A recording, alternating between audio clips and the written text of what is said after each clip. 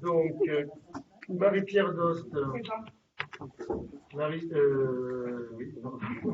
Pablo Arcet, Marie-Pierre Gleise, Bernard Passerieux, Céline Sirlac-Sindou, Alain Caral,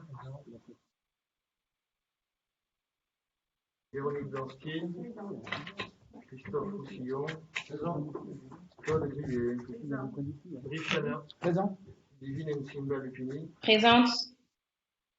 Et donc elle est en ligne, merci. Laurent Sanchou, Christine Arrault, Georges Brondino,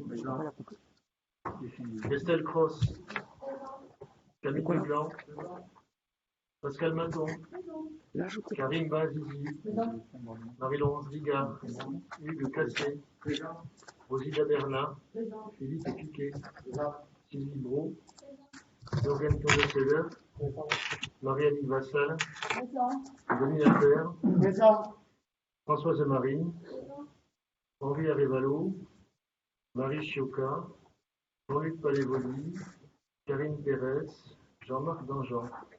Le quorum étant atteint, on va pouvoir délibérer. Je propose au secrétariat de séance Pablo Arcet. Y a-t-il des oppositions? Bien, je vous remercie. Alors donc, on a un problème technique. On ne peut pas retransmettre en direct le conseil municipal. On a essayé sur Internet. Donc on va l'enregistrer. On déposera l'enregistrement du conseil municipal en ligne. Par contre, étant donné que vous avez indiqué qu'il serait retransmis sur Facebook, je vais vous proposer de considérer, de voter, pardon, ce conseil municipal à huis clos, ce qui est obligatoire si on veut pouvoir continuer nos délibérations. Je laisse un mot peut-être aux deux présidents de groupe s'ils souhaitent intervenir. Donc il s'agit ici d'un huis clos technique. On est dans une période du Covid, on vient d'apprendre là en regardant qu'il y avait un problème vraiment technique pour la retransmission. Donc il est nécessaire que le conseil se tienne puisqu'il a été prévu. Il sera enregistré, rediffusé dans les mêmes conditions que celle, donc pas celle du direct, mais en temps réel. Donc toutes vos interventions pourront être retransmises. Donc il est évident que nous souhaitons que ce conseil municipal puisse se tenir. La seule solution juridique, c'est qu'il soit prononcé donc sans public, c'est-à-dire à huis clos, puisqu'on avait annoncé qu'il y en aurait. Donc naturellement, nous voterons le huis clos dans ces conditions-là, dans le souci justement que le conseil puisse se tenir et qu'il puisse être diffusé ensuite. Madame Brault, est-ce que vous souhaitez une suspension de séance pour consulter votre groupe ou vous intervenez tout de suite? Oui, d'accord. Suspension de combien de temps? Suspension de séance 5 minutes, s'il vous plaît. Merci. Je vais couper là.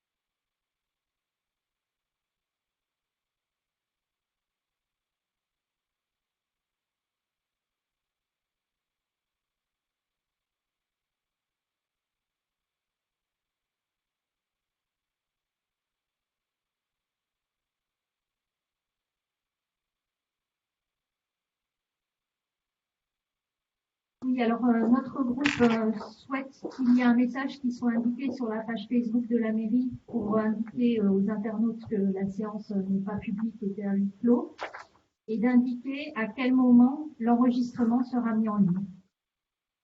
D'accord. Le moment, on ne sait pas, mais on va mettre effectivement que ça sera mis en ligne. Pas de souci. Gauthier, il faut que tu vois avec le gestionnaire comme à la page, je vais mettre tout de suite, effectivement. Madame Marie, une intervention. Très bien. Donc, on va passer au vote sur la demande de huis clos. Qui est pour le huis clos? S'abstient? Abstention du groupe Madame Brault et de Madame Marie. Donc, le huis clos est prononcé. On va pouvoir délibérer. Je vous remercie. On va démarrer par juste un... J'espère que c'est parmi les derniers conseils municipaux où je vais le faire. Un point sur la situation d'état d'urgence et un point épidémiologique. J'ai fait aussi la parole à notre collègue Céline Sierrac-Sindou sur la question de la stratégie vaccinale et le centre de vaccination de Ramonville. Donc vous le savez, le point épidémiologique est plutôt bon et s'améliore chaque semaine. La région Occitanie et le département de la Haute-Garonne sont passés en dessous de seuil d'alerte, donc tous les voyants, j'allais dire, sont au vert et la stratégie de confinement qui a été prononcée est en train de se dérouler. Je ne vais pas y revenir dessus, juste un mot sur les questions des couvre-feux. Donc 19h, c'est la période dans laquelle nous sommes aujourd'hui, jusqu'au 21h, pardon, nous sommes jusqu'au 19 mai. Et ensuite, le 9 juin, nous serons à 23h et le 30 juin, il n'y aura plus de restrictions. Sauf pour les discothèques amateurs de boîtes de nuit. J'en suis désolé, pour l'instant, il va falloir attendre un petit peu. Juste des éléments concernant le centre de vaccination, concernant la ville, et puis ensuite je te laisserai intervenir sur le centre de vaccination. Ce qu'il faut savoir, c'est que, alors, je constate que c'est chaque fois quelques jours avant le conseil. Nous avons de nouveaux cas qui ont été positifs, qui ont été déclarés dans les écoles de Ramonville. Ça s'est joué dans les 40 dernières heures, grosso modo. Notamment qui ont impliqué une fermeture de classe en CE1, CE1, en CE2, CM1 à l'école Jaurès. Donc je vous rappelle que les fermetures de classe sont prononcées par la cellule Santé et l'Éducation nationale pour une durée de 7 jours, donc avec une ouverture le 3 juin suite à un cas positif parmi les élèves. Il n'y avait pas de cas contact au sein des personnels des écoles, mais un agent de restauration a été testé positif le 26 mai et donc est à l'isolement depuis. Et puis on a eu hier ou aujourd'hui 3 fermetures de classe, 2 en école maternelle et 1 en élémentaire par la cellule santé le mercredi 26 mai pour 6 jours. Je retourne le 2 juin suite à 2 cas positifs d'élèves de la même fratrie.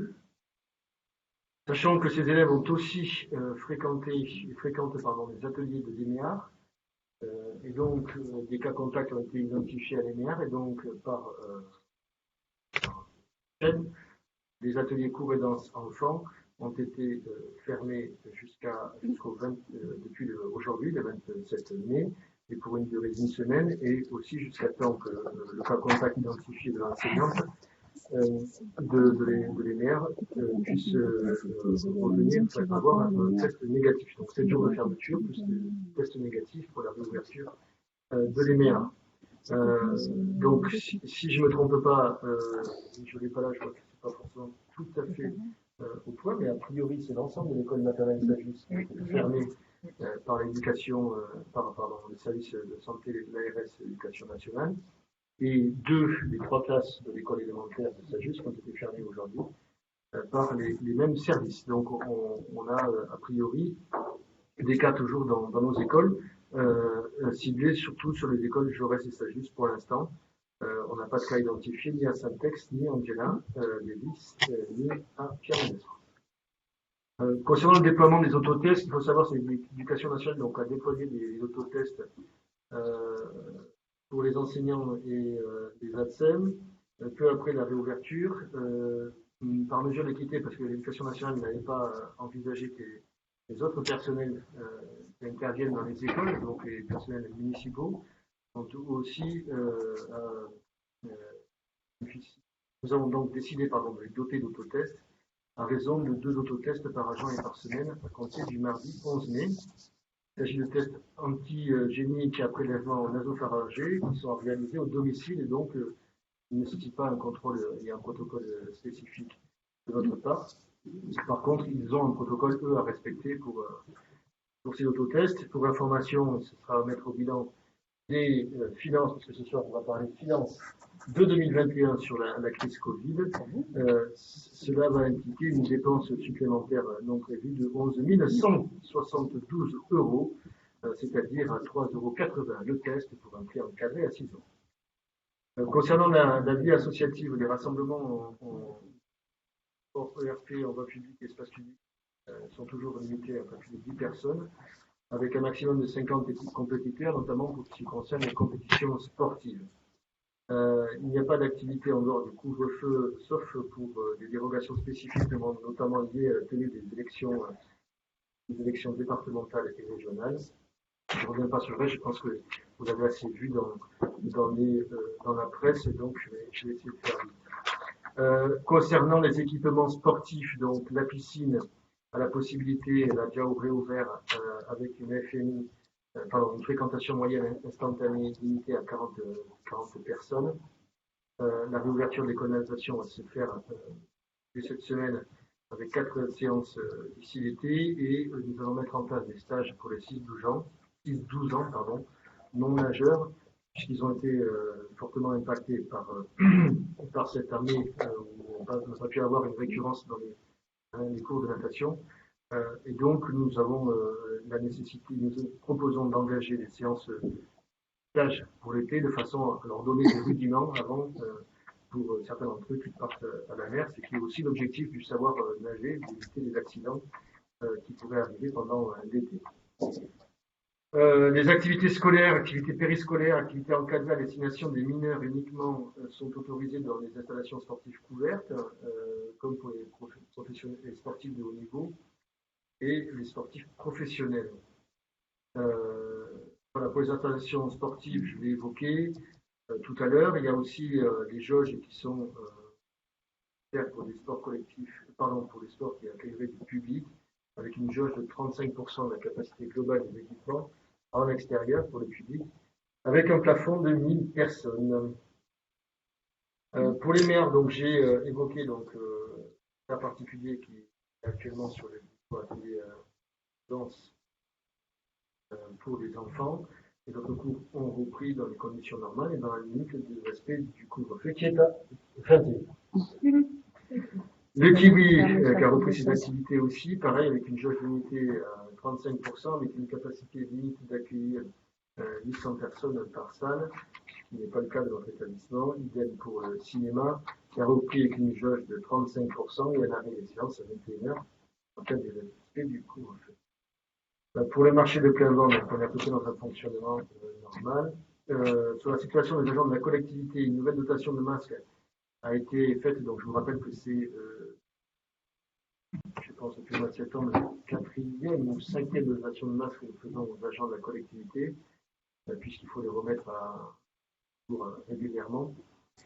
Une partie d'entre eux sont maintenus en télétravail. Nous avons donc déployé les autotests dans les écoles et proposer une vaccination prioritaire pour les personnels municipaux qui auront demain la charge d'assurer le secrétariat des bureaux de vote. Enfin, concernant l'organisation des prochaines élections, nous avons des circulaires à appliquer. Je voudrais juste dire un mot parce que nous avons touché là encore le fond de ce qu'on pouvait nous proposer. La circulaire du 28 avril dernier proposait les modalités d'organisation des élections régionales et départementales pour le 20 et 27 juin, précisait que les bureaux de vote doivent être dédoublés. Jusque-là, pas de surprise, lors des élections de 2015 ou de 2008, c'est déjà le cas, il y avait 2 scrutins concomitants et donc la possibilité de urnes pour les 2 élections. Là où nous avons des difficultés, je ne vous le cache pas, il a été mis en place des protocoles imposant une marche en avant dans les bureaux. Nous demandons de doubler l'ensemble des bureaux de vote, ce qui n'était pas forcément la pratique précédemment. C'est-à-dire qu'avant, on pouvait avoir 2 élections, 2 urnes, mais pas forcément 2 bureaux de vote au même endroit. Par exemple, dans cette salle du Conseil, là où il y avait un bureau de vote, il va falloir que nous en ayons 2, avec 2 sens de circulation différents en marche en avant. Surtout ce que je voulais attirer votre attention et qui a nécessité pour nous des coûts et des achats, là aussi ça sera à rajouter au bilan des éléments liés à la crise Covid, c'est que l'État nous a demandé que dans un bureau de vote, il ne puisse pas y avoir plus de 3 personnes en même temps.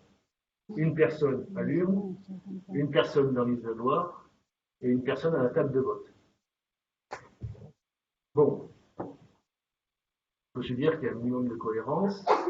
Par contre, nous ont demandé de mettre autant d'isoloirs rapportés au nombre d'électeurs divisé par 200. Donc, vous avez une circulaire qui nous indique que vous pouvez avoir qu'une seule personne dans l'isoloir en même temps par bureau de vote, mais qui vous demande, sur un bureau de vote comme nous aurons ici dans la salle du conseil municipal, où nous avons à peu près 800 électeurs, 4 isoloirs pour les départementales, 4 pour les régionales, donc nous aurons 8 isoloirs, dans lesquels il ne pourra y avoir qu'une seule personne en même temps. Alors ça, vous comprenez que ça pose quand même de grosses difficultés financières, tout ça, parce que nous allons devoir acheter des isoloirs, puisque nous devons doubler tous les bureaux de vote de la commune. Donc nous allons devoir acheter des isoloirs pour chacun des bureaux de vote, pour les doubler tous. Mais sachant que si on applique le décret tel qu'il est, ça vous fait rire, Madame Beau, mais moi, très honnêtement, ça ne me fait pas rire. C'est de l'argent public dépensé pour rien, et c'est surtout prendre les agents de la fonction publique territoriale pour des idiots. Parce que ça veut dire qu'on va avoir des agents qui, pendant plusieurs jours, vont devoir équiper les bureaux de vote, monter des isoloirs partout, pour, à la fin, mettre sur ces isoloirs, si j'applique le décret, et je vais y revenir, mettre un bandeau sur l'isoloir pour ne pas que les gens rentrent dedans. Et on aura payé les isoloirs pour mettre de la rubalise pour ne pas y rentrer dedans. Moi, ça ne me fait pas rire, madame. Bon, je vous le dis tout de suite. Je trouve ça insupportable que l'État puisse se diriger en direction des collectivités territoriales de cette façon-là. Parce que c'est des coûts, c'est de l'argent public, c'est du temps d'agent passé, c'est du montage, du démontage. J'ai des agents qui vont devoir, le jour des élections, être sur le pont à partir de 4 heures du matin. Pourquoi? Pour respecter des décrets qui sont inapplicables et qui sont objectivement, je ne vous dis pas tous les mots que j'en pense, mais je trouve ça totalement anormal. Ces agents-là, ils n'ont pas à payer des pots cassés de gens qui rédigent des décrets qui sont inapplicables sur le terrain. Franchement, ça me fait pas rire, je peux vous le dire, et je voulais ici l'évoquer. Et je vais vous dire une autre chose. Et je l'assume complètement, et vous pourrez ici le redire. Comme nous l'avons fait pour les élections municipales, nous n'empêcherons pas un électeur de rentrer dans un bureau de vote et d'aller dans un isoloir. Tant qu'acheter des isoloirs, nous allons les utiliser. C'est-à-dire qu'on ne va pas, il y aura une 4e personne qui rentrera dans le bureau de vote, lui dire non monsieur, non madame, vous repartez dehors et vous attendez. On va être sur des élections en plus où il n'y aura pas forcément une grosse participation, on le sait toutes et tous, et très honnêtement, on ne va pas renvoyer les électeurs chez eux. On va respecter l'ensemble des protocoles sanitaires comme on l'a fait aux élections municipales, mais là, appliquer de cette façon-là ce qui nous est demandé, ça devient tout à fait impossible. Ce qu'il faut savoir pour bien l'avoir en tête, c'est que tout cela, cette petite histoire, coûte à la collectivité 11 millions. Juste pour les 2 tours de scrutin. 11 000 euros supplémentaires que nous allons devoir débourser. Et enfin, je termine par la stratégie vaccinale et je vais laisser la parole à Céline Serlac-Sando, puisque vous la savez, donc le centre de vaccination de Ramonville est un centre de proximité, va fermer ses portes dans les prochaines semaines, en lien avec d'autres, et nous allons passer à une autre stratégie vaccinale, donc je laisse le soin à Céline de la présenter. Merci. Bonsoir. Donc effectivement, les centres de vaccination vont pour la plupart fermer fin juin ou début juillet. C'est le cas notamment de Ramonville, de Castanet, de Niel, enfin voilà, plusieurs dans le coin. Car leur objectif était de vacciner les gens de proximité, les personnes les plus fragiles qui ne pouvaient pas se déplacer et qu'on n'aurait pas pu forcément identifier. Voilà, étant donné qu'on a commencé par les plus âgés, les plus fragiles, la campagne de vaccination. Donc maintenant, ça va laisser place à des vaccinodromes qui seront des beaucoup plus grosses structures pour vacciner, comme vous savez, à partir de maintenant, tout le monde, toute la population supérieure à 18 ans. Donc, a priori, il y a un vaccinodrome qui va se former à Labège et un autre à Saint-Orens. Donc, ce sera quand même assez proche pour les Ramonvillois. Voilà. Donc, encore, nous serons ouverts, nous, jusqu'au 25 juin à Ramonville. Et nous continuons à vacciner, mais cependant uniquement en monodose, à savoir les rappels des Pfizer effectués jusque-là, les rappels d'AstraZeneca qui ont moins de 55 ans et qui ne peuvent pas faire d'AstraZeneca en rappel, donc on leur fait un Pfizer si la date correspond au centre de Ramonville, et les personnes qui ont déjà eu la Covid, qui n'ont besoin que d'une monodose. Donc voilà, jusqu'au 25 juin, nous avons vacciné jusqu'alors environ 6500 personnes et tout continue à bien se passer. Nous diminuons doucement notre activité comme nous l'avons commencé au départ. La vaccination va en plus être pris, le relais de la vaccination va être fait aussi par les médecins généralistes. Donc on pourra quand même, s'il y a encore quelques personnes identifiées fragiles ne pouvant pas se déplacer ou autres, continuer avec le Moderna que nous allons pouvoir avoir, mais pour l'instant au goutte à goutte, et des AstraZeneca encore aussi au goutte à goutte. Voilà, donc là nous allons commencer ce week-end, surtout, enfin fin de semaine, faire les rappels de toutes les personnes qui étaient vaccinées en AstraZeneca et notamment au centre de vaccination il y a 12 semaines. Voilà. Pour les assesseurs, vous êtes tous renseignés, je pense. Il y a des doses qui leur sont attribuées, et notamment de Moderna, pour pas prendre, d'après ce qu'on nous a expliqué, sur le stock de Pfizer de la population en général. Et ça se fait au Hall 3 à Toulouse. Voilà. Du centre du parc des expositions. Voilà. Si besoin, vous pouvez vous rapprocher de la mairie. Renseignements au cas où cela change. Merci, bonne séance. Merci. Et avant de passer à l'ordre du jour, donc, je vais vous proposer l'approbation du Madame Brault, vous aviez indiqué des éléments je crois qu'ils ont été indiqués, c'est plutôt les éléments de remarque, c'est ça? Et Madame Marie, vous n'avez pas fait de remarque? Pardon, est-ce que vous auriez la possibilité de le micro pour Madame Marie, s'il vous plaît, dès qu'on est les deux micros disponibles? Il y en a deux. Allô? Oui, vous merci. J'ai une remarque sur le compte rendu du 15 avril, si vous me permettez, mais je ne sais pas d'autres remarques. Le 15 avril. Ou le 25 mars. C'est le 25 mars qui était approuvé. Le 15 avril, on l'a pas approuvé déjà? Mais non, Alors, vous la ferez quand on publiera le compte rendu, quand on vous l'enverra. Parce qu'on n'a pas envoyé le compte rendu. Vous n'avez pas reçu le Il y a compte une rendu. publication en ligne sur le site internet du conseil municipal de la séance du jeudi 15 avril qui reprend uniquement les votes. Donc, comme il est dans le règlement intérieur, il est précisé que les comptes rendus sont publiés en ligne une semaine après. Donc là, on a un compte rendu qui reprend uniquement les votes, qui ne précise pas ce qui s'est passé pendant la. Oui, ça c'est normal. C'est parce qu'il y a légalement, nous avons l'obligation de publier dans un délai d'une semaine les comptes rendus. En fait, l'ensemble des votes émis pendant le conseil municipal. Et le compte rendu écrit des propos, lui, est proposé au conseil municipal pour approbation et après il est publié. Donc ce que vous avez vu, c'est le compte rendu des votes. Oui, le relevé de décision, voilà. Le relevé des votes. Dans mon cas, c'est assez gênant parce que je n'étais pas présente sur ce conseil municipal. Et donc, il était important pour moi d'avoir dans le temps un compte rendu qui me permette de comprendre ce qui s'est réellement passé et pas uniquement des votes et l'absence de précision sur ces votes justement parce que à la fin de ce compte rendu, il est précisé que les votes sont à l'unanimité et il n'est pas précisé qu'une partie des membres du conseil municipal sont absents. Or, j'ai constaté dans la presse qu'une partie des membres du conseil municipal étaient absents à ce moment-là.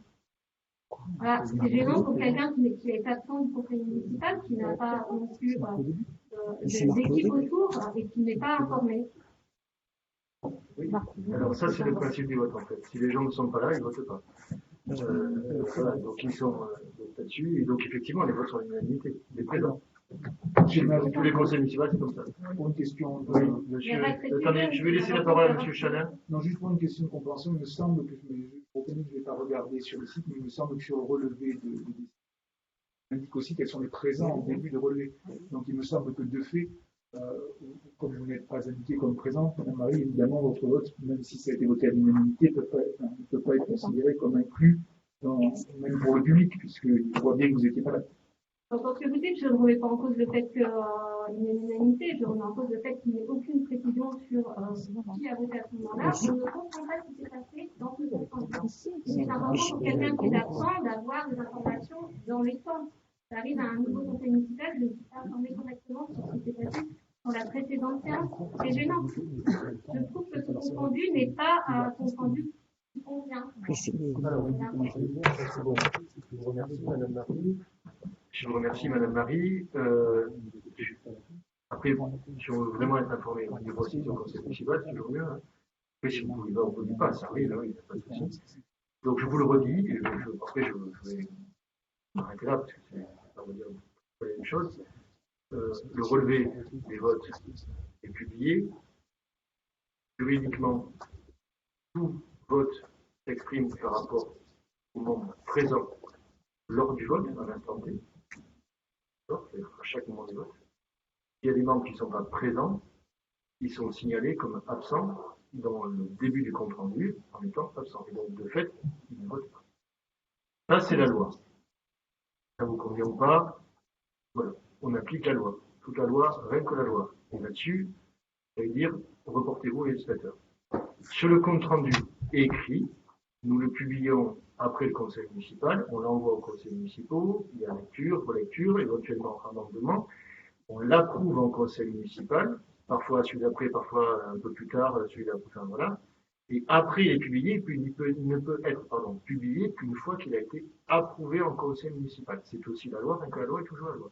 Là aussi, ça ne vous convient pas, vous voyez que le législateur, je ne peux pas vous dire. Maintenant, je vais passer à l'approbation du compte rendu, enfin sur le vote du compte rendu du 25 mars. Qui est contre? Qui s'abstient? Madame Marie. Merci.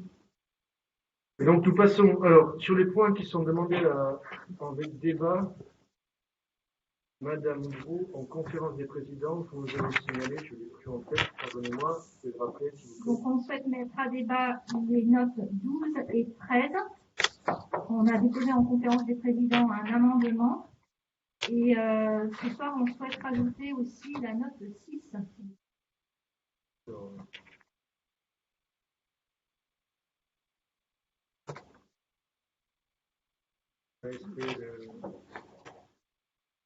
Ok. Et après, parfait. Madame Marie, vous avez des demandes?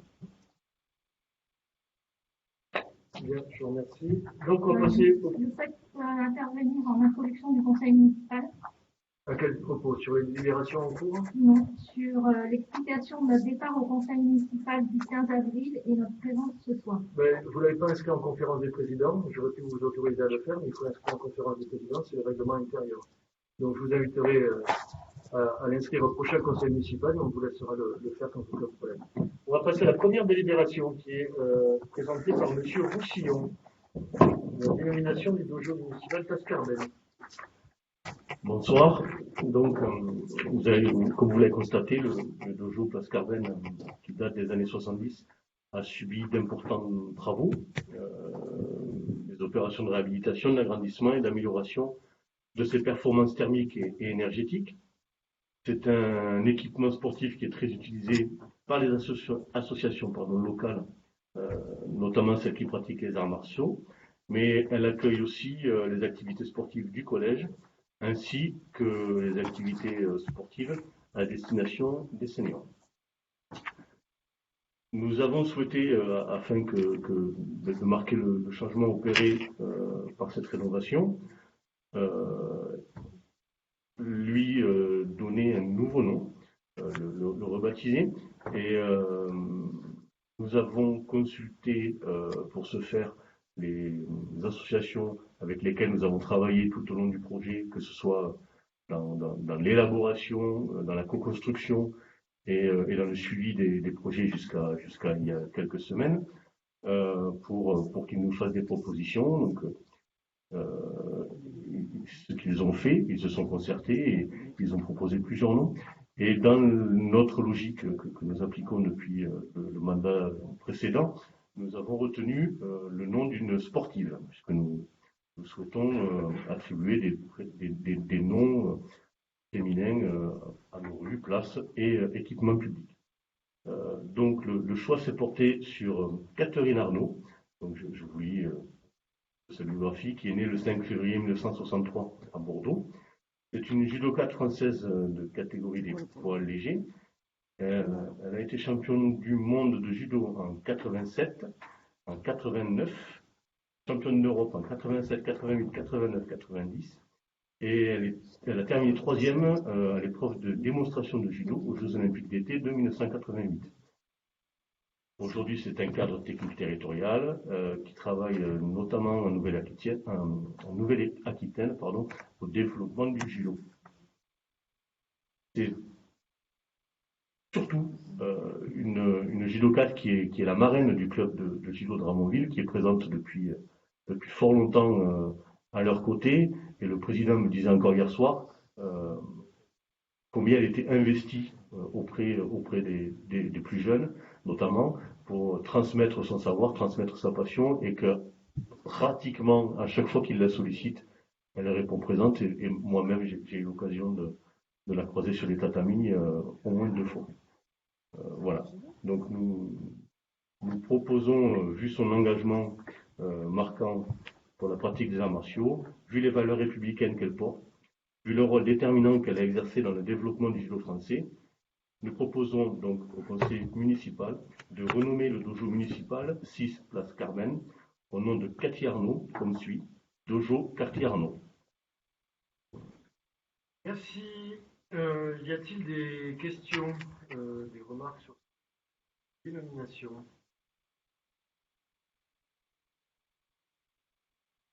Remarques? Pas de questions? Bien, merci. Cette proposition, on passe au vote. Qui est contre? Madame Marie. Qui s'abstient? Bien, merci. Un contre. On va passer au point numéro 2, c'est la création d'un fonds de soutien d'aide exceptionnelle pour les associations dans le cadre des suites de la crise Covid. De cette parole à Christophe Roussillon. Donc, comme nous l'avons indiqué il y a quelques temps, nous avons réfléchi à la création d'un fonds de soutien exceptionnel pour les associations ramonvilloises dans un cadre circonscrit de la crise Covid.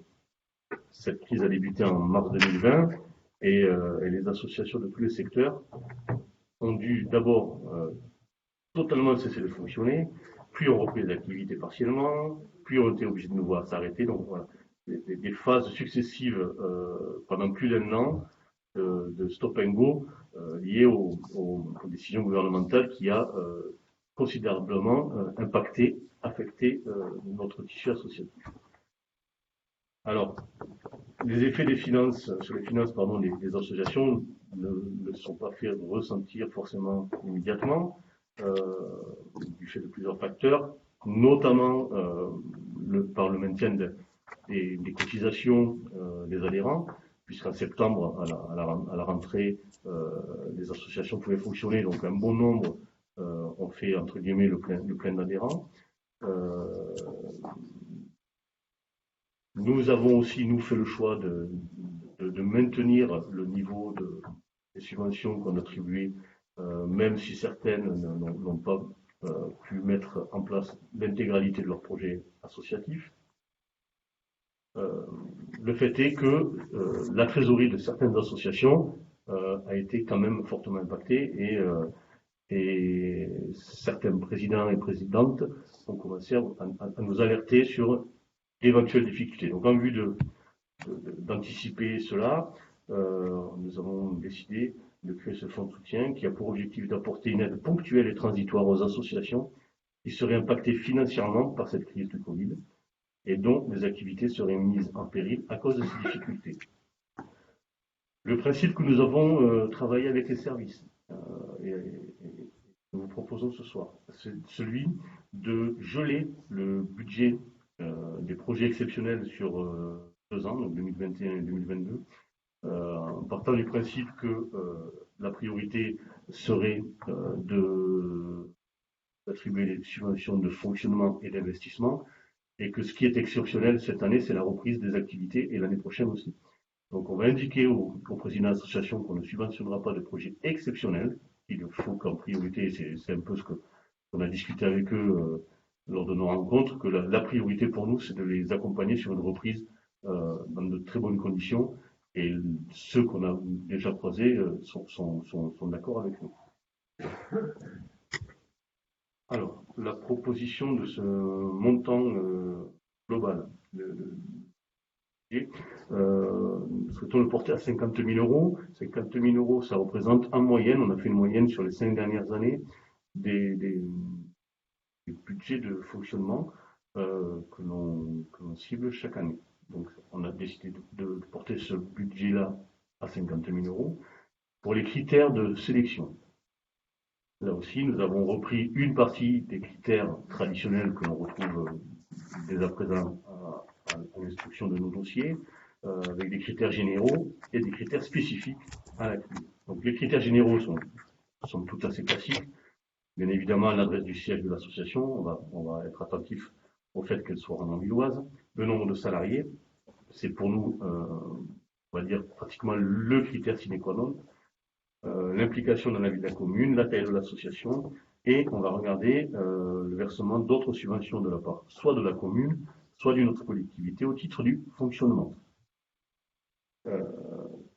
Quant aux critères spécifiques, on va leur demander de nous indiquer les pertes en recettes et l'état de leur trésorerie, les charges à venir et les charges annulées à cause de la crise, les autres aides perçues dans le cadre de la crise, donc chômage partiel, autres fonds de soutien, les aides de l'État qu'ils auraient pu percevoir, et le caractère exceptionnel de l'aide. Donc on leur demande de bien expliquer le caractère conjoncturel, parce qu'il ne s'agirait pas de profiter de ce fonds de soutien pour venir éponger les fautes des erreurs de trésorerie. En termes d'instruction, le dossier suivront exactement le même circuit que celui qu'on pratique actuellement sur l'instruction des dossiers, à savoir réception par le pôle animation, examen et vérification, examen par l'élu thématique, examen en commission, puis vote en conseil municipal. Ces demandes feront l'objet d'un vote au conseil municipal d'octobre, afin d'étudier toutes les demandes en même temps, et ça va nous permettre de répartir le budget en tenant compte de toutes les demandes par souci d'équité et de transparence. Au sortir de ce conseil municipal, suivant la décision qui sera prise, nous communiquerons à toutes les associations sur le dispositif et nous les invitons dès le mois de juin, à déposer ce dossier spécifique qui sera à retourner au plus tard au 15 septembre 2021. Il est donc proposé au conseil municipal de voter la création d'un fonds de soutien exceptionnel destiné aux associations qui sont en difficulté à cause de la crise du Covid-19 et qui répondent aux critères. Il est précisé que les membres du conseil municipal, membres de bureau d'une association subventionnée, ne prennent pas part au vote. Merci. Merci. Pardonnez-moi, y a-t-il des questions, réactions, compléments d'informations sur cette note? Oui, la terre. Oui, merci. Je tenais, je l'ai déjà dit en commission, mais je tenais à souligner donc cette initiative de création d'un fonds spécifique Covid. Bon, je ne vais pas revenir sur tout ce qu'on a dit en commission, sur ce qu'on a parlé, notamment sur le montant de 50 000 euros qui a été donné. Le montant qu'il fallait définir, c'est pas simple, effectivement, on parle de montant de subvention allouée, subvention exceptionnelle. Certes, on va suivre tout le montant. Je vais juste rappeler, monsieur, si on a parlé aussi sur la vigilance qu'il faudra avoir sur les fonds, en sachant qu'on a déjà attribué des fonds à titre exceptionnel pour une des associations en lien avec la crise Covid, sur les impacts qu'il y avait eu. Voilà, donc, je pense qu'au moment de l'étude des subventions, demande de subvention, pardon, il faudra être vigilant à ça aussi. Et À la réflexion, on propose d'ajouter aussi un critère sur le nombre, un pourcentage de Ramonvillois adhérents à l'association. Et par ailleurs, si vous le permettez, je souhaiterais aussi intervenir sur le refus que vous avez, le fait de ne pas avoir accordé la parole à Sylvie Brault sur la situation de notre attitude lors du dernier conseil municipal, notamment sur le sentiment d'exclusion qu'on ressent de plus en plus, et notamment aujourd'hui, où on est au fin fond de la salle, au fond, dans un coin, à côté du radiateur, un micro pour 5. Je trouve ça un petit peu quand même dommage. Ça prouve bien quand même, je dirais, l'ambiance qui règne et la place que vous souhaitez accorder aux oppositions. Et à l'avenir, je pense que je me ferai de jumelles. Alors, Monsieur Lapère, bon, je regrette vos propos finaux, parce que je pense qu'on est d'accord sur l'essentiel. On est là en conseil municipal pour l'intérêt général des Ramonvillois, et cette délibération elle concerne les suites de la crise Covid et l'impact que ça peut avoir sur le secteur associatif. Je veux juste vous rappeler ici, Monsieur Lapère, que nous sommes dans cette configuration parce qu'on nous demande de l'être. Décret qui impose que quand nous réunissons, nous devons avoir un espacement entre nous. Et donc, effectivement, cette salle n'est pas configurée de son origine. Pardonnez-nous de ne pas avoir pensé il y a 15 ans, à configurer cette salle par avance à la possibilité de faire des conseils municipaux à 33 avec des normes de la crise Covid qu'on aurait dû anticiper 14 ans avant. Donc, effectivement, on fait avec ces moyens-là. Moi, je n'attends qu'une chose, c'est qu'on puisse enfin se retrouver dans un dispositif et un fonctionnement normal, et qu'aussi les éléments techniques du conseil municipal puissent être tout à fait normaux. Concernant le placement, parce que vous avez fait la remarque dans le règlement intérieur, je tiens à vous rappeler, Monsieur Lapère, que ce que vous avez fait en conseil municipal au mois de mars dernier est totalement illégal. Il est écrit noir sur blanc dans le Code général des collectivités locales qu'un groupe politique n'a pas le droit de couper un autre groupe politique en deux au sein d'une assemblée délibérante. C'est inscrit comme ça. Ce que vous avez fait est illégal, et effectivement, le groupe majoritaire doit être d'un seul tenant, et des groupes d'opposition doivent être d'un seul tenant aussi. Et la configuration de la salle est faite de telle façon qu'effectivement, dans ce format-là, vous êtes à l'endroit où vous êtes. Et le groupe majoritaire est à l'endroit où il doit être, parce que c'est lui qui porte les délibérations notamment.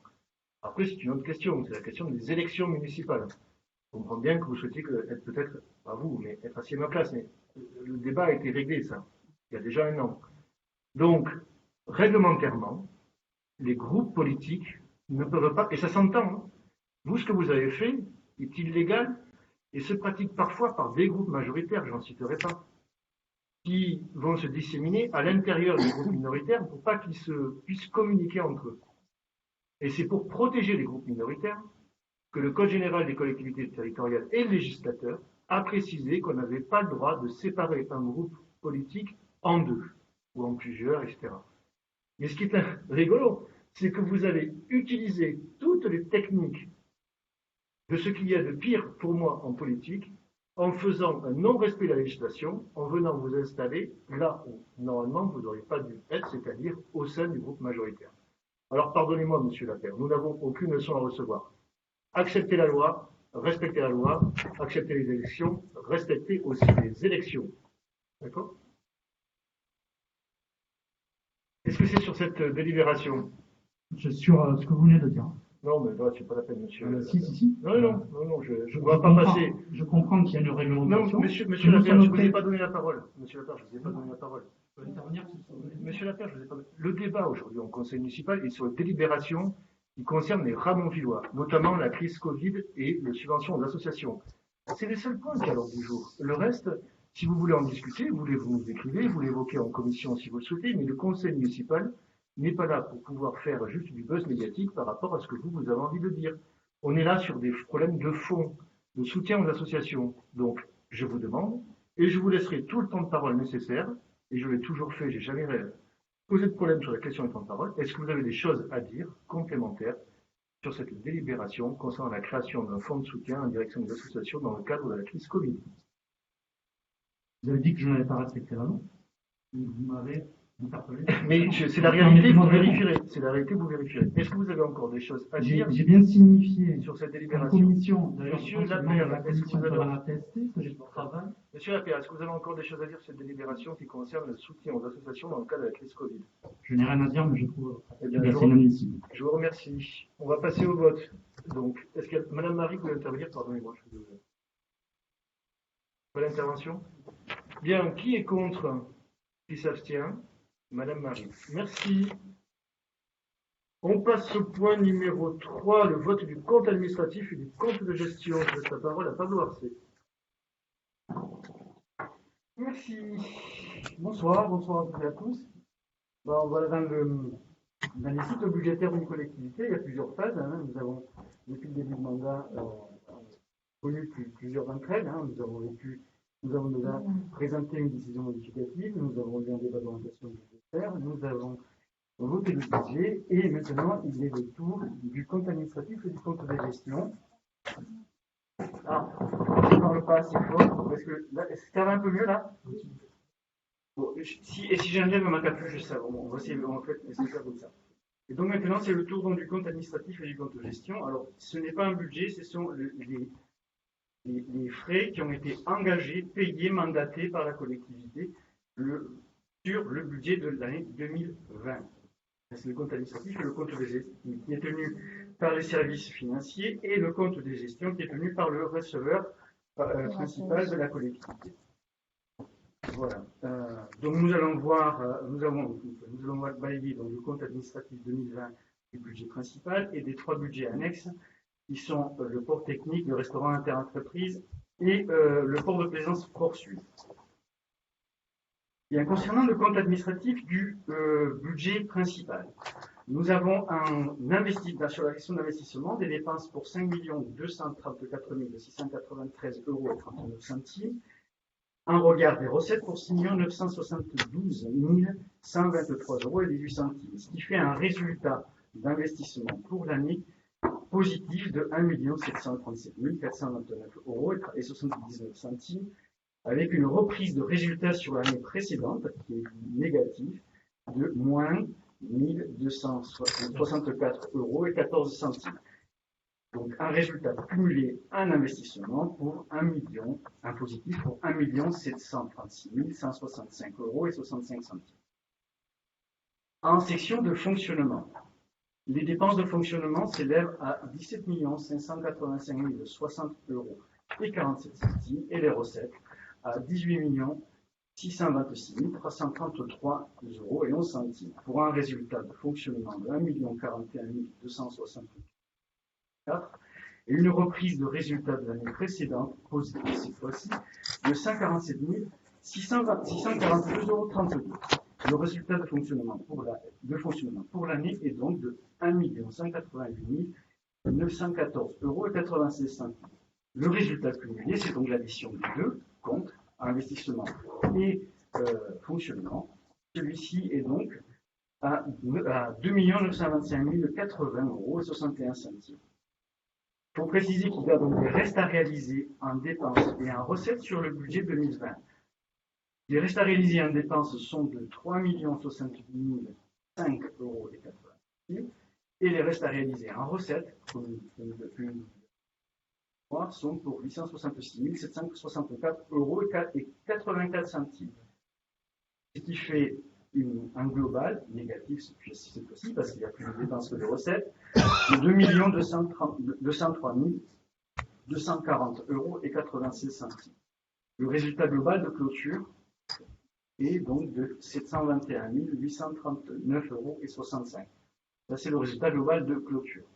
En termes financiers, donc les dépenses réelles de fonctionnement, hors intérêts de la dette, sont quant à eux de 15 954 572 € et 74 et les recettes réelles de fonctionnement, hors les produits des immobilisations, des ventes, des cessions, des loyers, sont quant à eux pour 17 448 126 € et 20 centimes, qui va générer une épargne brute de 1 493 563 € et 46 centimes, qui va nous permettre, cette épargne brute, de payer la nuitée de la dette de la commune, qui est composée de capital plus des intérêts. Cette annuité se lève à 1 598 157 € et 8 centimes et qui va générer, en conséquence, une épargne nette de 295 406 € et 38 centimes. Vous voyez bien qu'il y a une différence entre l'épargne que l'on avait escomptée sur le budget primitif de l'année 2021 parce qu'elle est faite sur de la prospective.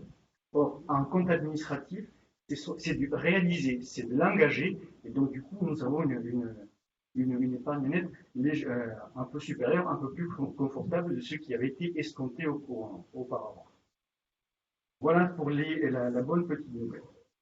Concernant donc ce compte administratif, les dépenses d'investissement que nous avons engagées en 2020 représentent 3 758 000 € et 522. 3 758 522 €. Hein, cela concerne notre PPI et différents investissements. Donc vous avez la liste, hein, l'urbanisation de Maragon-Floralie, la réhabilitation de l'école Saint-Just. Je vous fais grâce de chiffres, de toute façon l'addition c'est dessus. Hein, la réhabilitation de la piscine, la centralité avec la place Marnac, les projets numériques, la maison des arts martiaux, le bâtiment du centre technique municipal, le château de Soule. Il y a aussi là-dedans des enveloppes normées qui concernent l'entretien du patrimoine et les travaux induits par l'agence 21 et l'accessibilité, et l'enveloppe des services au public et des biens au service, plus des investissements divers en termes de balayeuses, fonds de concours, mobilité, acquisition, zéro phyto, etc., etc. Vous pouvez lui dire que vous m'aimez. En termes de répartition en pourcentage, je dois aussi vous présenter. Ah non, mais c'est pas là. Je dois vous présenter aussi le pourcentage que cela induit. Donc, la répartition des dépenses réelles de fonctionnement. Essentiellement, ce sont les charges de personnel et assimilés qui représentent 68% des dépenses. Les accumulations de produits, ça représente 1%. Les autres charges de gestion courante, 6%. Les subventions aux associations, 5%. Les charges financières, 1%. Les charges à caractère général, 19%. Et les charges exceptionnelles, c'est une petite charge qui ne dépasse pas le 1%. C'est pour ça que dans vos documents, elle est marquée 0, mais il figure bien. Hein. Concernant donc les recettes réelles de fonctionnement, effectivement, la plus grosse ressource pour la collectivité, ce sont les taxes qui représentent 73%, toutes taxes avec des produits de services qui représentent 7%, les autres produits de gestion courante 1%, la dotation et subventions que nous recevons c'est 11%, l'atténuation des charges 2%, les produits exceptionnels 6%, et les reprises sur provision, c'est une petite somme qui n'arrive pas à atteindre 20% du budget général.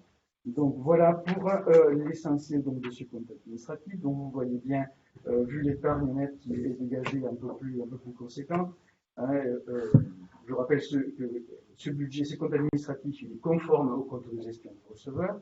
Donc preuve s'il avait que Ramonville, nous sommes loin de friser la correctionnelle comme on aurait pu l'entendre ça et là.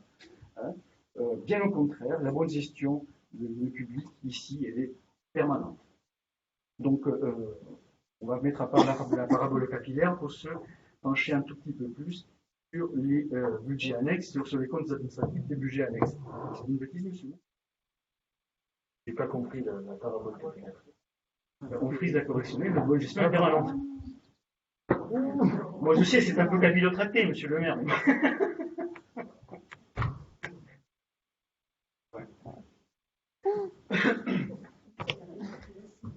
J'essaie de mettre un peu de spiritualité dans les chiffres, ils sont un petit peu rébarbatifs, ça fait 2 jours que j'essaie de les comprendre moi aussi. Bien, alors, concernant donc les budgets annexes qui sont les budgets annexes à la commune, puisqu'ils sont soumis à la TVA, ils ne peuvent pas faire partie du budget.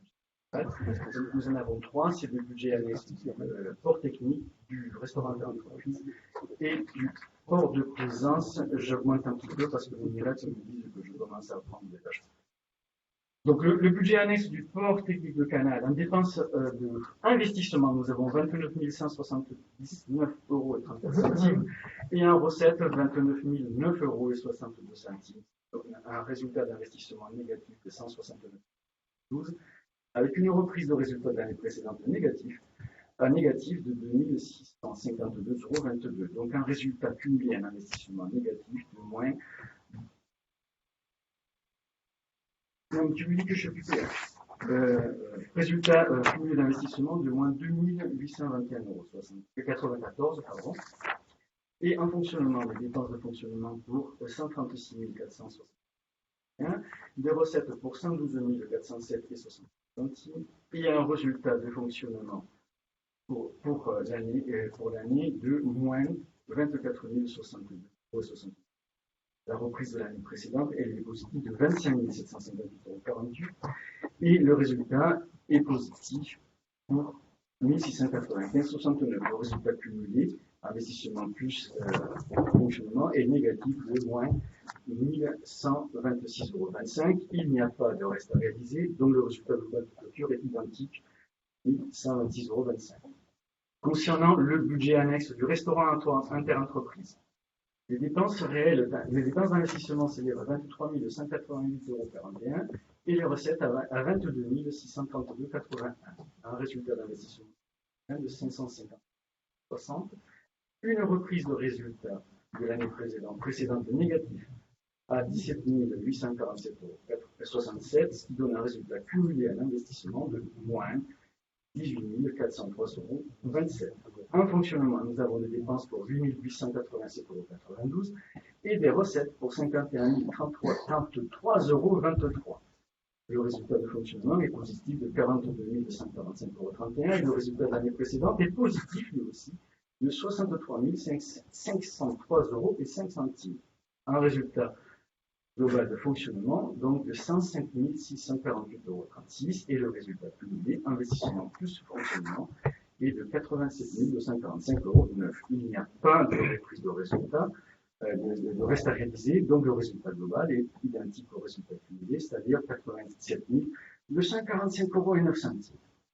Le dernier budget annexe est le budget annexe du port de Plaisance, qui a en dépenses d'investissement 58 273,96 €, en recette 54 573 € tout rond, et oui, ça arrive, qui donne un résultat pour l'année de 3 700,96 € en négatif et une reprise de l'année précédente en positif de 2 771,41 € pour un résultat cumulé d'investissement de 929,55 €. En termes de fonctionnement, sur le budget annexe, sur le compte administratif annuel, les dépenses de fonctionnement s'élèvent à 215 194,72 € et les recettes à 207 167 €. Le résultat pour l'année est de moins 8 426,05 € et la reprise de résultat de l'année précédente est du positif de 26 114,46 €. Le résultat de fonctionnement est donc de 17 688,41 €. Le résultat cumulé est quant à lui représente 16 758,86 € avec le reste à réaliser, un investissement, cette fois-ci pour 1172,50 €, ce qui fait un résultat global de clôture de 15 586,36 €. Voilà pour l'essentiel des budgets, des comptes administratifs. Vous avez reçu toutes les annexes correspondantes à ces budgets. Donc vous avez reçu le détail des comptes, la synthèse du budget, des maquettes du budget principal et des budgets annexes que nous venons de voir. Voilà pour la présentation du compte administratif. J'essaie de le faire bref. Merci. Y a-t-il des questions, remarques, demande d'intervention? Oui, Madame Vassal.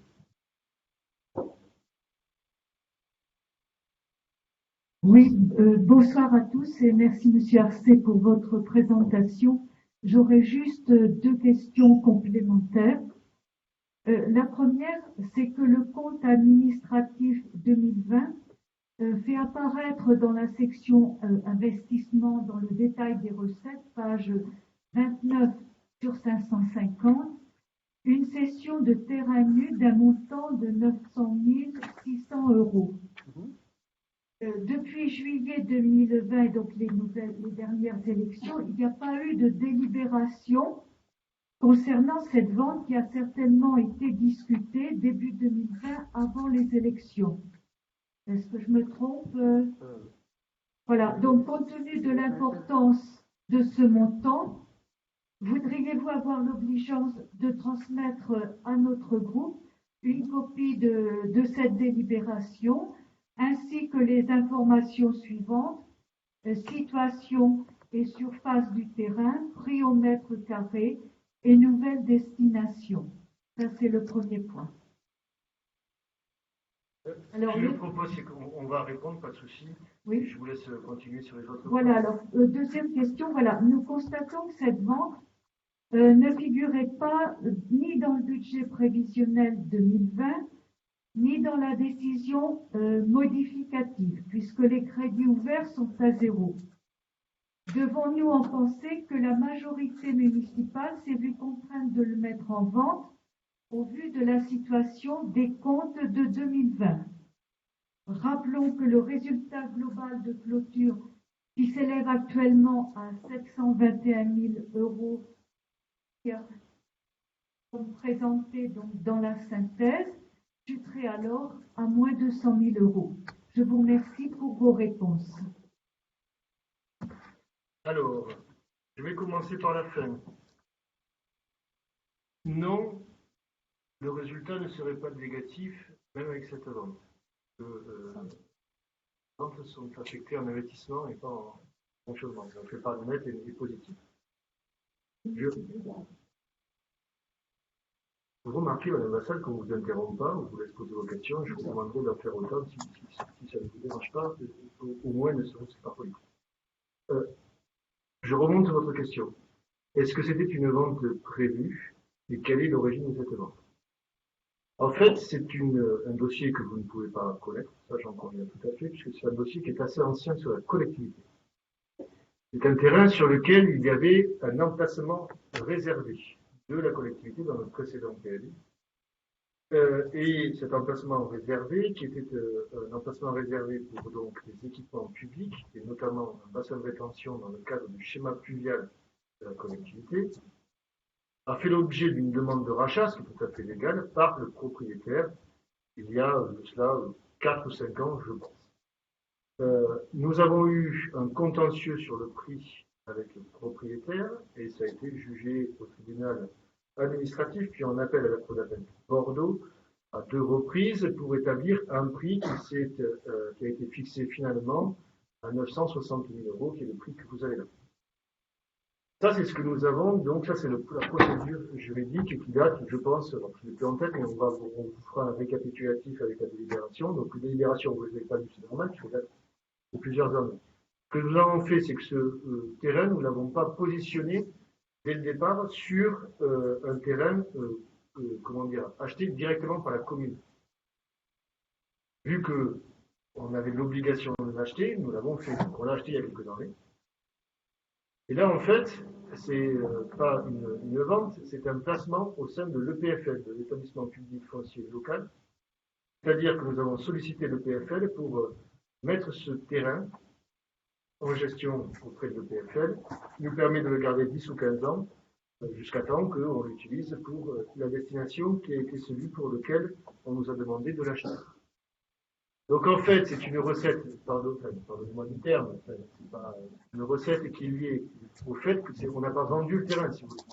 On a placé le terrain à l'EPFL, budgétairement, en fait, il n'est plus dans nos comptes, et donc il y a un équilibre financier qui se fait entre l'achat du terrain à l'époque et cette vente à l'EPFL. Voilà, donc ça n'a pas d'impact sur les comptes de la collectivité et sur le compte de gestion, ce que j'évoquais. Et donc, nous vous ferons passer les délibérations afférentes sur le terrain ER numéro 5. Et le montant de l'acquisition, de toute façon, est le même que celui de la revente à l'EPFL. Est-ce que j'ai répondu à votre question?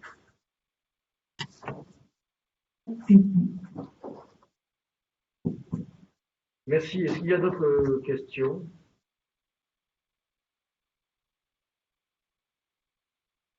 Alors, on m'indique qu'on doit d'abord voter le compte de gestion et après le compte administratif. Moi, on m'a toujours dit que c'était l'inverse. D'abord le compte administratif et après le compte de gestion. Alors, vous êtes sûr de vous? C'est égal, je suis quand on a fait au oui, c'est ça. Après, on a pris le compte de Le compte de l'ordonnateur, ensuite le compte supérieur. Oui, c'est ça. Voilà, c'est comme ça. Bon, donc, je vais donc céder la présidence de l'Assemblée à Marie-Pierre Dos pour procéder au vote du compte administratif.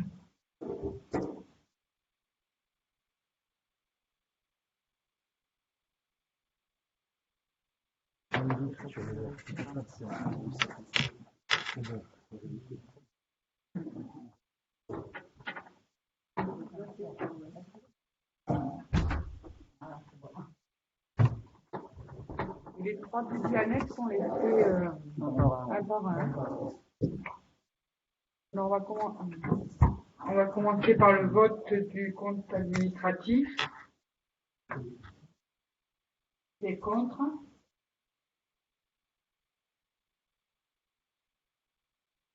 Madame Gros, Madame Marie. Qui s'abstient?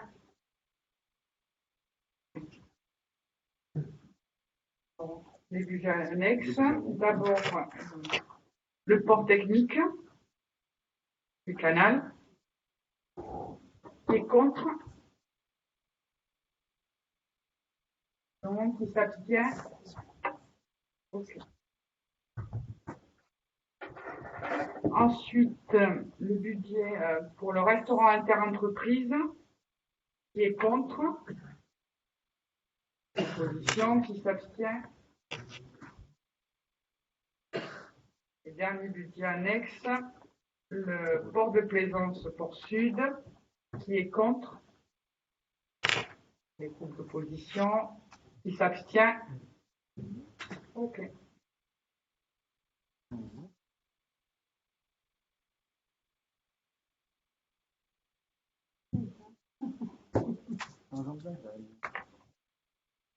Monsieur le maire, ouais.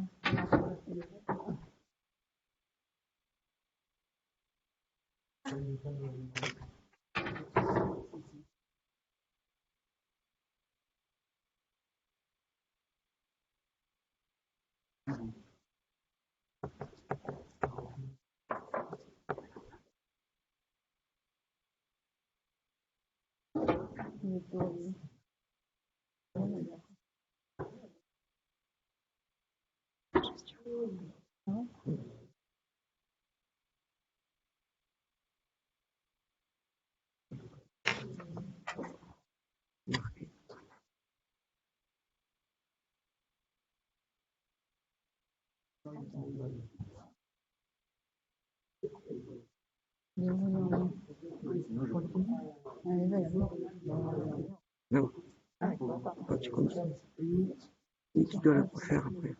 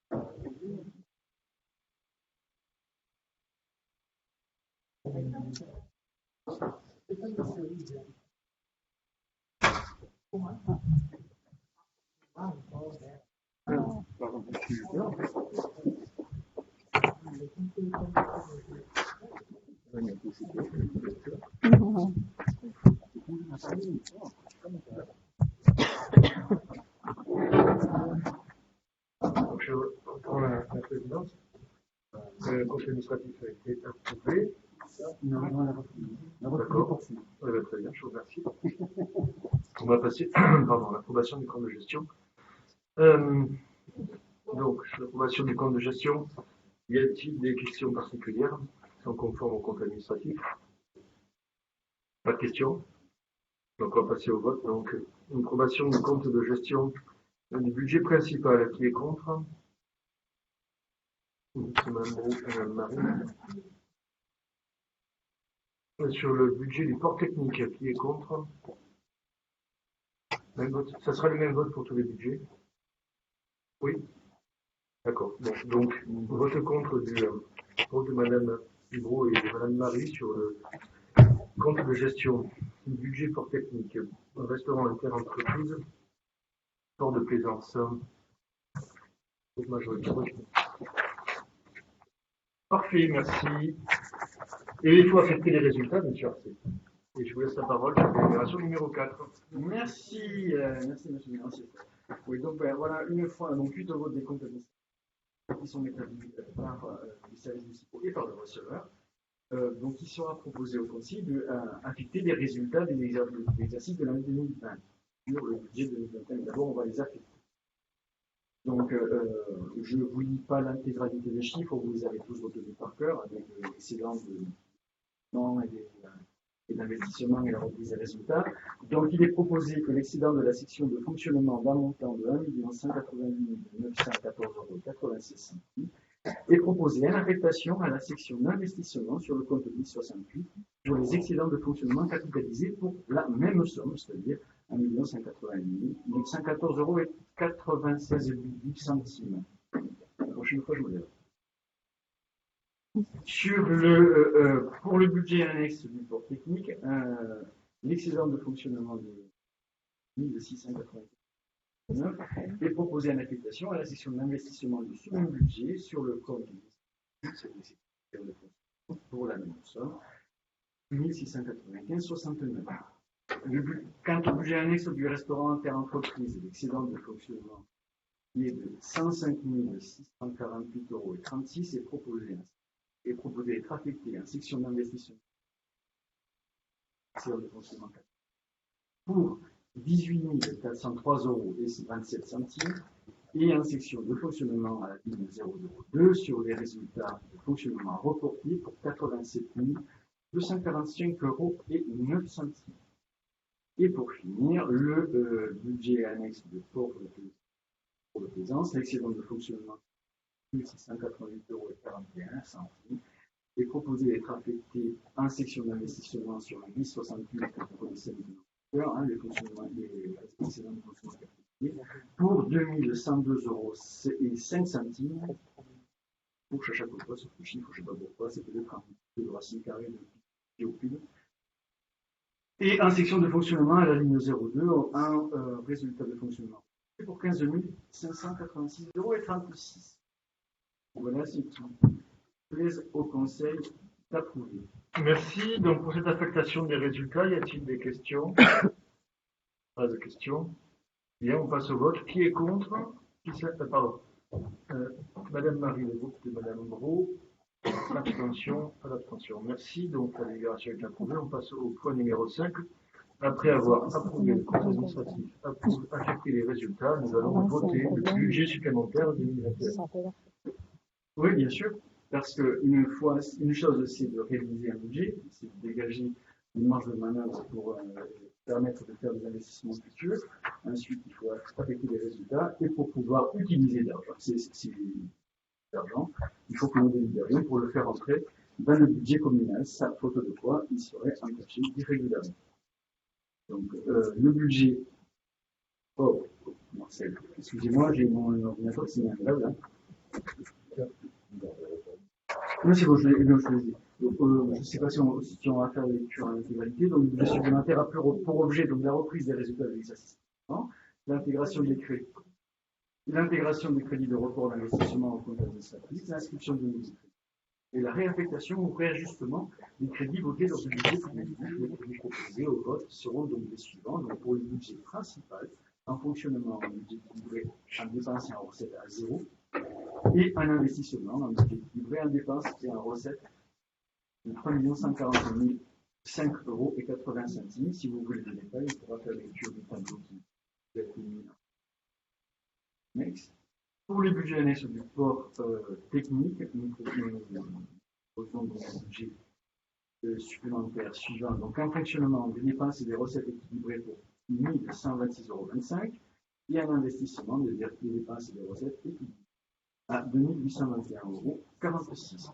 Budget annexe du restaurant entreprise, un fonctionnement des dépenses et des recettes équilibrées à 87 245,09 € et un investissement des dépenses et des recettes équilibrées à 18 403,27 €.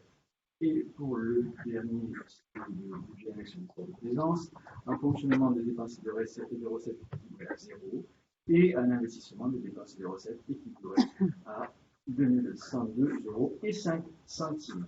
Nous avons donc le détail dans le tableau envoyé. Si vous avez des questions là-dessus, c'est tous les éclairages possibles dont nous en avons besoin pour la disposition. Merci. Y a-t-il des questions sur ce budget supplémentaire? Suite de l'affectation des résultats. Pas de questions? Bien. On va passer au vote. Qui est contre? Donc, le groupe de Madame Roux et Madame Marie, abstention. Merci, la délibération est approuvée. Vous avez une question sur le point 6, Madame Roux. Vous écoutez à votre groupe, en tout cas.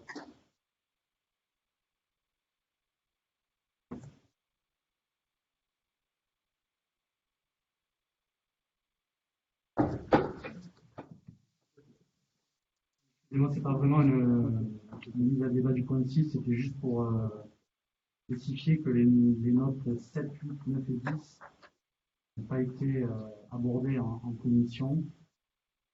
C'est un petit peu dommage parce que c'est quand même des thématiques et des sujets qui correspondent vraiment bien à la commission animation du local. Par rapport à la 6. Pardonnez-moi, je ne vais pas saisir, mais je vais la délibération numéro 6, vous l'avez demandé, vous n'avez pas de remarque particulière, c'est pour la 7 et 8. Oui, c'est ça. D'accord, très bien. Alors, sur la 7 et 8, je vais laisser Paul Village. En commission, j'ai évoqué justement, on a fait le point passé au sport et de la culture aussi, donc j'ai évoqué justement les quatre délibérations qui sont là. Vous avez des questions? Non, mais ils n'ont pas été mis au débat, donc il n'y a pas de questions. Mais voilà. Non, mais bon, on les a évoqués en commission. On a répondu, voilà. Très bien. Bon, on va passer donc au vote sur la délibération numéro 6, puisque vous n'avez pas de questions dessus. Pardonnez-moi, mais si vous demandez la mise au débat, vous demandez la mise au débat de la 6. Vous n'avez pas de questions sur la 6 et je la passe au vote. On est là pour délibérer. Hein. Donc, qui est contre cette délibération? Qui s'abstient? Personne. Unanimité. Merci. Alors, vous avez demandé aussi la délibération numéro 12 et numéro 13. Je vous laisse intervenir. Merci et bonsoir. Là, c'est au point des délibérations qui n'étaient pas discutées en commission, donc c'est dommage parce qu'on a déjà pu l'aborder en commission, pardon. En fait, là, il y a deux délibérations, la 12 et la 13, qui sont identiques. Pour des frais à titre gratuit des salles municipales, des associations Tremplin et Domipro. Et c'est très bien, il y a cette possibilité-là. Mais en revanche, en fait, parce que là, on parle aussi du partenariat entre ces associations et la ville de Ramoville. Quand on regarde le site internet de ces associations, on ne voit pas la ville de Ramoville comme un partenaire de ces associations. Et donc, je pense que le minimum, c'est pas syndical, quand on fait quelque chose, qu'on est remercié. Et donc, nous proposons donc, alors d'amender en fait les deux conventions en rajoutant dans la liste des points article 5 en fait des conventions, en rajoutant que il y a en fait que les associations configurées Ramoville parmi les partenaires à la fois sur les sites internet et aussi sur la communication. Merci. Alors, une précision. D'abord, toutes les délibérations du conseil municipal ne passent pas en commission. Cela étant, celle-ci a été présentée, et votre collègue, madame, a été présente au conseil d'administration du centre communal d'action sociale. Ou sinon, peut-être que vous étiez absente là aussi, je ne sais pas. Mais en tout cas, c'est voilà. Par contre, sur l'amendement, je vais laisser madame Martier réagir. Je ne pense pas que quiconque puisse s'opposer à ce qu'en effet votre amendement soit pris en compte. Merci. Donc, on va passer à l'approbation de l'amendement. Donc, l'amendement est le suivant. Ajouter à l'article 5 des conventions avec l'association 30 et l'association Domipro Service 31, à mentionner la commune de Ramon-Sainte-Anne comme partenaire sur le site internet de l'association et ses supports de communication. Qui est pour cet amendement? Qui s'abstient? Abstention de madame Marie. Merci. Donc, l'amendement est approuvé. On va pouvoir passer à la délibération numéro 12 avec cet amendement sur cette délibération de convention de mise à disposition. Qui est contre? S'abstient? Madame Marie. Une abstention. Merci. Le point 13 de convention de mise à disposition des locaux de Domipro Service, donc avec la même adjonction d'amendement. On considère qu'il faut revoter l'amendement ou c'est bon? On est d'accord que c'est pour les deux délibérations? Très bien. Donc, qui est contre? S'abstient? Attention de madame Marie. La délibération est approuvée. Merci. Ensuite, donc, on va passer les autres points. Le point numéro 7, donc la demande de subvention à la DRAC Occitanie pour la DGD, renouvellement de matériel. Qui est contre? S'abstient? Unanimité, merci. La 8, demande de subvention de DRAC Occitanie au titre de la DGD, cette fois-ci pour la médiathèque. Qui est contre? S'abstient? Unanimité, merci. Toujours la DGD à la DRAC pour les horaires d'extension, les horaires d'ouverture de la médiathèque. Qui est contre? S'abstient? Unanimité, merci. La demande de subvention pour l'école municipale de Les Meilleurs. Alors, c'est pas Les Meilleurs. Maggie Pradal. Ah, ça a été mis là, mais pas ici. Qui est contre? S'abstient? Unanimité, merci. L'organisation du voyage senior 2021. Qui est contre? Qui s'abstient? Abstention, madame Marie. Ah, contre l'organisation du voyage senior. Merci, madame Marie. Abstention? Pas d'abstention, merci. Convention APLS, mise à disposition d'intervenants. Qui est contre? Allez-y, je vous en prie. À 14.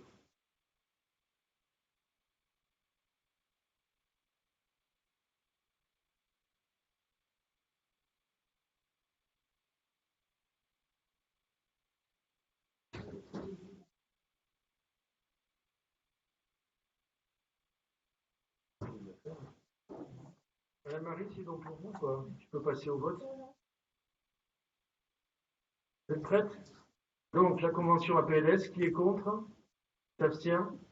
Abstention, madame Marie. Et le groupement de commandes pour l'entretien des espaces verts dans le TCSP entre les communes de Ramon-Sainte-Anne et de Bogeville et de Castagne-Tolosan. Qui est contre? S'abstient? Unanimité, merci. Il y a 2 vœux qui ont été présentés par le groupe majoritaire en conférence des présidents. J'ai laissé le soin à M. Chanin ou Mme Cross de le présenter. Je ne sais pas trop, pardon. Qui Oui, je suis président. Monsieur le maire, pardon. Voilà, ça viendra. Alors, non, c'est simplement que nous avons 2 vœux. Donc, le premier vœu est un vœu qui est celui de la note 16 et ensuite le vœu de la note 17. Donc, sur le premier vœu, il s'agit d'un vœu qui fait suite à une longue histoire et un long engagement de la commune aux côtés des riverains sur la question des nuisances sonores aériennes et qui est un vœu qui reconnaît d'abord que l'aéroport de Toulouse-Blagnac étant l'aéroport le plus urbain de France, est aussi un aéroport qui a une activité industrielle essentielle à l'agglomération, mais qui rappelle que les nuisances aériennes avaient conduit la commune, il y a très longtemps déjà, à demander la fermeture de cet aéroport de nuit. Là, à ce moment-là, cette vote avait été fait à l'unanimité. À ce moment-là, il y avait eu une longue négociation avec les instances de l'aéroport qui s'étaient engagées à faire baisser le bruit et le nombre de vols de nuit. Un observatoire de cœur de nuit avait été mis en place. Et d'une façon générale, il avait été convenu qu'il fallait avoir de meilleures relations entre les riverains, qui sont constitués, vous le savez, souvent en association, mais aussi avec les communes et les collectivités territoriales qui sont autour. En effet, 37 200 habitants sont impactés par les nuisances aériennes, dont 10% dans une zone de bruit fort, et cela impacte la santé, et cela s'aggrave encore. C'est aggravé, donc pendant un certain temps, effectivement, les nuisances aériennes de nuit ont baissé. Mais depuis la privatisation de 2015, le projet industriel du nouvel actionnaire, dont on a beaucoup parlé, Quasi l'Europe, qui était surtout je prends l'argent chinois, a conduit à ce que la surveillance de ces vols finisse par être pratiquement nulle, et en réalité le bruit et le nombre de vols de nuit a très largement augmenté durant la période où Quasi était l'actionnaire principal. Cette situation a fait que, très clairement, les riverains d'une part, mais aussi les collectivités territoriales ont pris position sur ces questions-là, notamment pour notre commune à nous, et là encore à l'unanimité, lorsque nous avons fait une action collective conjointe pour que l'aéroport Toulouse-Blagnac redevienne public par une délibération le 13 juin 2019, votée à l'unanimité. Nous avons plusieurs fois relayé les messages incitatifs afin d'aider à la mise en place de couvre-feu sur notre site internet par la presse et dans le Var. Nous avons également soutenu une initiative qui nous paraît extrêmement bienvenue des associations qui a permis d'avoir un observatoire indépendant de l'aéroport des nuisances sonores avec l'installation de 6 capteurs de bruit qui permettent d'avoir une vision indépendante et transparente du bruit des avions. Un capteur, récemment installé au cimetière des Pigeonnières à Montville, a mesuré en effet que les nuisances sonores causées par les avions sur notre commune, y compris durant la nuit, sont souvent au-dessus du seuil de 80 décibels, au-dessus duquel les actions de prévention doivent être théoriquement déclenchées de la part d'exploitants de l'aéroport. Alors, notre position de ce soir, c'est la suivante. Nous demandons à ce que, comme cela se fait dans d'autres aéroports urbains, et notamment l'aéroport d'Orly, il soit acté que le principe de base dans cet aéroport, c'est qu'il y ait un couvre-feu entre 20h30 et 6h du matin, Francfort, Genève, avec des exceptions qui seraient liées à des vols industriels importants et évidemment aux urgences sanitaires ou militaires. Actuellement est en cours une reprise des discussions sur la façon dont doit fonctionner l'aéroport à la suite d'une obligation européenne, ce qu'on appelle la démarche d'approche équilibrée en cours. Nous demandons donc que ce soit la base de discussion, c'est-à-dire ce qui est indiqué ici, l'instauration d'un couvre-feu entre 20h30 et 6h du matin, qui permettrait de garantir aux riverains une nuit de repos avec dérogation pour les vols sanitaires d'urgence industrielle, que ce soit cette base-là qui serve de base de discussion à cette démarche d'approche équilibrée en cours. De plus, comme il y a eu des difficultés sérieuses dans notre commune et dans les communes voisines, liées à la communication ou à la mauvaise communication, pour être plus précis, de situations de bruit liées à des nouveaux essais, à des essais de trajectoire, nous demandons à ce que soit mise en place une meilleure coordination, une meilleure communication entre les autorités de l'aéroport et de la commune en ce qui concerne les essais de ces nouvelles trajectoires. Un mot, il nous est souvent présenté l'idée qu'il faut, dans la période actuelle en particulier, soutenir l'aéroport, parce qu'il faut soutenir l'aviation, parce que c'est le soutien d'Airbus. Dans la réalité, la question principale, vous le voyez ici, n'est pas la question d'Airbus.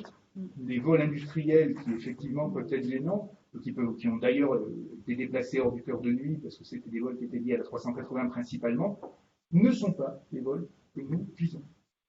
Il est très clair qu'une exploitation d'un aéroport comme celui de Toulouse, précisément parce que c'est un aéroport urbain et que c'est un aéroport essentiel pour la ville, ne serait-ce que parce qu'elle est reliée à Paris essentiellement pour le moment par cet aéroport, et aussi parce que c'est un aéroport essentiel pour l'agglomération au sens industriel du terme, il est clair qu'il doit y avoir quelque chose qui est un soutien des populations autour.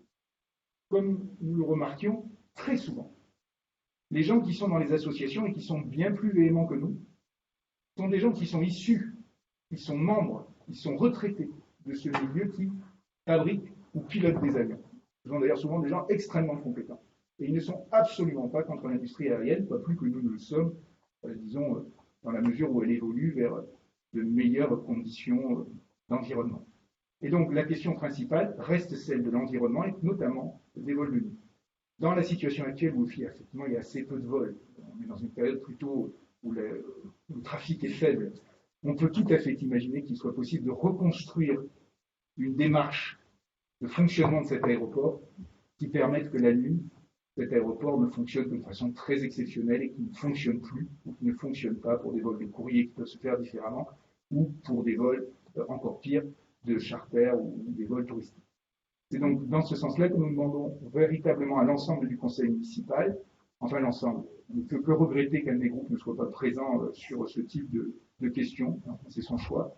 Nous demandons à l'ensemble du conseil municipal de soutenir cette démarche qui est aussi une démarche qui est soutenue par les associations du territoire.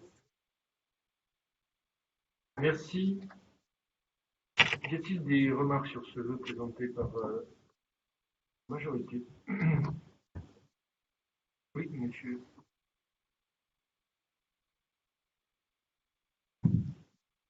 Merci. Donc, c'est juste pour vous dire qu'on est tout à fait d'accord avec cette démarche, l'affolement des vols de nuit et l'installation aussi d'un couvre-feu de l'aéroport aux attentes et 6 heures du matin.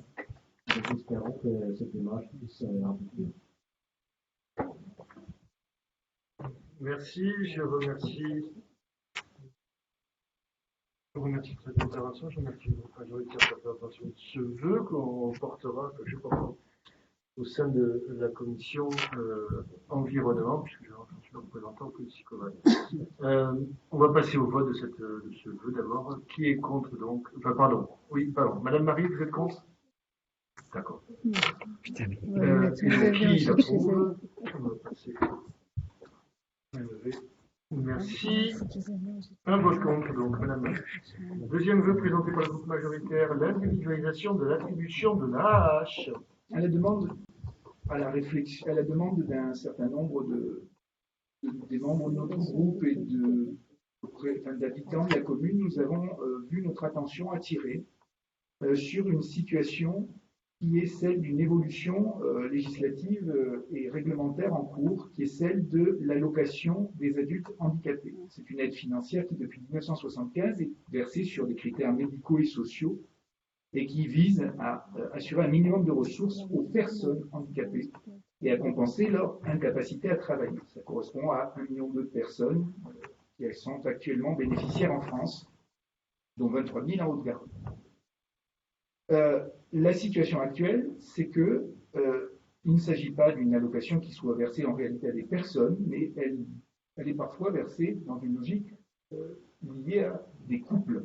Et actuellement, elle décroît en fonction des ressources du conjoint de la personne en situation de handicap. Et cela est une situation qui, finalement, ne reconnaît pas la personne handicapée en fonction de ce qu'elle est et des besoins qu'elle a, mais en quelque sorte la met en situation de dépendance économique et avec l'ensemble des difficultés qui peuvent arriver lorsque l'on, en plus d'être en dépendance physique ou psychologique à cause d'une situation de handicap, on se retrouve dépendant économiquement dans le cadre d'un couple quel qu'il soit. C'est une situation qui est dénoncée par les associations depuis des années. Or, en 2018 puis en 2019, le gouvernement est venu fragiliser encore plus la situation de ces bénéficiaires de l'AAH en couple. Il se trouve, c'est là-dessus que nous attirons l'attention du Conseil pour soutenir cette démarche, une proposition de loi venue de plusieurs bancs de l'Assemblée, de plusieurs députés de l'Assemblée. Vous savez que les propositions, ce sont des textes qui viennent de l'Assemblée, des députés, et non pas comme les projets de loi, ceux qui viennent du gouvernement, a demandé la révision de ce mode de calcul, et elle a été votée par la majorité des députés de plusieurs bancs, contre l'avis du gouvernement. Elle a été soutenue, par ailleurs, par une autre démarche qui est nécessaire, vous allez le comprendre, qui est une pétition de plus de 10 000 signatures, qui ont été reçues sur le site du Sénat, puisque vous savez qu'une proposition de loi doit être faite d'abord à l'Assemblée, puis ensuite au Sénat, pour qu'elle soit inscrite au Sénat. Et donc, dans la situation actuelle, cette pétition regrette qu'une personne handicapée qui ne reçoit plus d'AH n'a pas d'agissance de l'utiliser comme bon lui semble et doit désormais se tourner systématiquement vers son conjoint pour en demander tous les financements de sa vie quotidienne. Cette proposition de loi propose notamment l'individualisation de l'AH, c'est-à-dire sa désolidarisation des revenus du conjoint, une modification du calcul de l'allocation, ainsi demandée par plusieurs associations, comme je le disais tout à l'heure. Pourtant, le gouvernement et sa secrétaire d'État aux personnes handicapées, Sophie Cluzel, continuent de faire connaître leurs oppositions à cette proposition, laissant présager un vote défavorable lors de la deuxième lecture à l'Assemblée nationale prévue le 17 juin prochain. Comme élu de Ramonville, soucieux de la condition de vie de tous nos administrés, et notamment de ceux qui sont dans cette situation, nous participons à la mobilisation nationale pour que l'Assemblée nationale adopte en deuxième lecture définitivement l'AH individualisé après le Sénat. L'AH doit être un véritable minimum de ressources garanties universellement à toutes les personnes en situation de handicap. Les allocations, chômage, les pensions d'invalidité, les rentes accidents du travail, les pensions de retraite, la prise en charge des frais de santé sont toutes fondées sur l'individualisation des ressources de la personne et non naturellement sur celle de son foyer. Notre système de protection sociale se fonde sur les droits individualisés et non sur la dépendance à une famille. L'AH est un revenu d'existence qui, lui aussi, doit être individualisé. Et nous appelons donc, par ce vœu, tous les députés de tous bords à voter une deuxième fois, comme ils l'ont fait lors de la première lecture, pour cette proposition de loi le 17 juin, lors de sa représentation à l'Assemblée nationale, de voter cette proposition de loi de la gauche, du groupe de la gauche démocrate et républicaine, GDR, qui profite de sa seule niche parlementaire de l'année pour mettre cette proposition à l'ordre du jour. Je vous remercie. Merci. Y a-t-il des remarques, compléments d'information ou prise d'intervention? Madame Gros.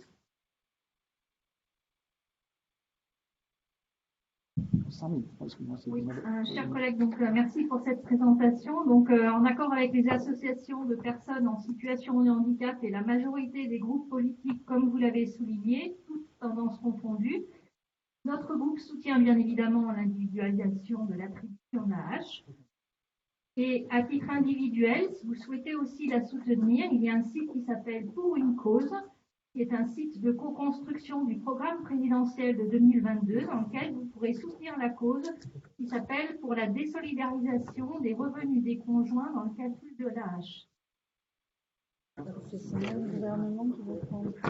Madame Moreau, puisque je vois que souvent vous êtes en relais très actif de ce que dit Madame Cluzel, moi je n'ai pas la chance de la connaître. Écoutez, au lieu de le dire au conseil municipal, dites-le à Madame Cluzel, qui nous permettra de faire en sorte que cette loi soit adoptée. Et je pense que ça va très bien pour les personnes en situation de handicap de commune, mais pas que dans la commune, de la France dans sa totalité. Parce que cette demande, elle est aussi une philosophie, et je comprends d'ailleurs que parfois surprise, c'est la question du revenu d'existence qui se pose là. Et que, effectivement, on est sur un débat qui n'est pas seulement la question de la compensation liée au handicap, parce que la difficulté à pouvoir rentrer dans le monde du travail. Elle est liée à comment est-ce qu'on pense au revenu d'existence, et comment est-ce que ce revenu d'existence il doit être obligatoirement universalisé, individualisé, de façon à ce qu'on ne puisse pas être en dépendance de quelque chose, de quelqu'un d'autre. Et ça, effectivement, c'est un débat philosophique dans lequel, effectivement, je crois que le gouvernement a envie de rentrer. Mais s'il y est prêt, et vous avez apparemment l'idée de le soutenir, Dans ce cas-là, qu'ils n'hésitent pas à le traduire en acte concret.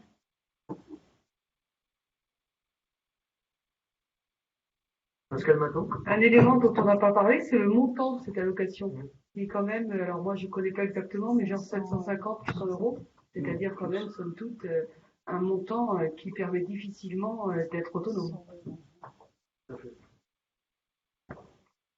Bien, je propose de passer au vote donc sur ce vœu. Qui est contre? Madame Marie? Très bien, merci. Qui s'abstient? Bien, le vœu est adopté. Un vote contre Madame Marie. Bien, le conseil municipal, les temps dans le jour est épuisé. Le conseil municipal est clos. Prochain rendez-vous, est-ce qu'on a une date? Prochain rendez-vous le 8 juillet. Bonne soirée. Je rappelle que le groupe majoritaire, on a...